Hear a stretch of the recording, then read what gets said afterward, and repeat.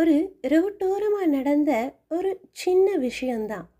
ஆனால் அந்த சின்ன விஷயம் மனித நேயம் இன்னும் நம்மக்கிட்டேயே இருக்குன்னு மெதுவாக உணர வைக்கிற ஒரு சம்பவம் தான் இது.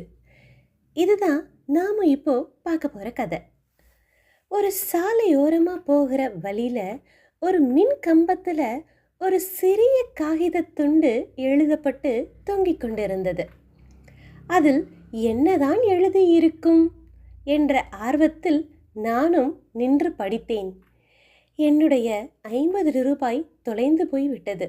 யாருக்காவது கிடைத்திருந்தால் தயவு செய்து இந்த விலாசத்தில் வந்து தருமாறு தாழ்மையுடன் கேட்டுக்கொள்கிறேன்.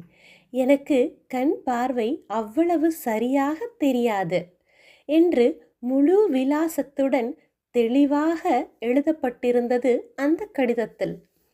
அன்று எனக்கும் பெரியதாக எந்த ஒரு வேலையும் இல்லை. அந்த குறுக்கு வழியில் வந்த ஒருவரிடம் அந்த விலாசத்தை கூறி வழி கேட்டேன். இந்த அம்மாவா? கொஞ்ச தூரம் போனா ஒரு பழைய கூரை வீட வரும். அங்கதான் அந்த கண்ணு தெரியாத அம்மா இருக்காங்க. ஒரு சிறிய கீத்து கொட்டகை. ஒரு சின்ன மலைக்கே கூட தாங்க முடியாத அளவுக்கு ரொம்ப பழுதடைஞ்ச ஒரு வீடு. கண்கள் குழி விழுந்து எலும்பும் தோளுமாக எழுந்திருக்க கூட முடியாத ஒரு வயதான ஒரு அம்மா. என்னோட காலடி சத்தம் கேட்ட உடனே, யாருப்பா நீ என்று கேட்டாங்க.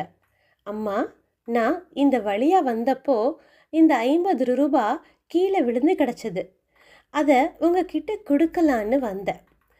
அதை கேட்டதும் அந்த அம்மா திடீர்னு அழ ஆரம்பிச்சிட்டாங்க.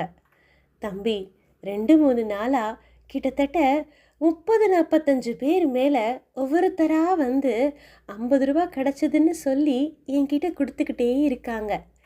ஆனால் அந்த கடிதத்தை நான் நிஜமாக எழுதலை தம்பி. எனக்கு எழுத படிக்கவும் தெரியாது. என்ன சொல்கிறதுனே தெரியல. பரவாயில்லம்மா, நீங்கள் வச்சுக்கோங்க என்று சொல்லி அந்த பணத்தை கொடுத்துவிட்டு திரும்பினேன்.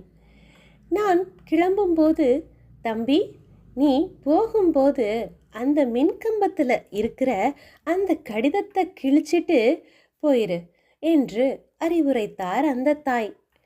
என் மனதில் பலவிதமான கேள்விகள். யார் அந்த கடிதத்தை எழுதியிருப்பார்? இந்த அம்மா ஒவ்வொருவரிடமும் அந்த கடிதத்தை கிழிக்கச் சொல்லியே இருப்பார் அல்லவா? அப்படியானால் யாருமே ஏன் அதை கிழிக்கவில்லை?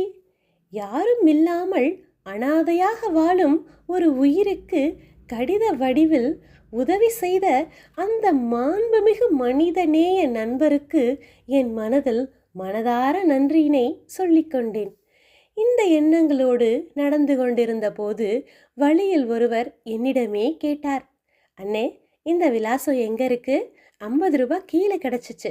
அந்த அம்மா கிட்ட கொடுக்கணும், வழி சொல்கிறீங்களா அப்படின்னு கேட்டார். அவர் கேட்ட அந்த நிமிஷம் நான் ஒரு வினாடி அப்படியே திகைச்சு நின்றுட்டேன். புன்னகை தானாக வந்து நின்றுச்சு. எதுவுமே சொல்லாமல் முன்பு நான் வந்த அதே வழியை அவருக்கு காட்டினேன்.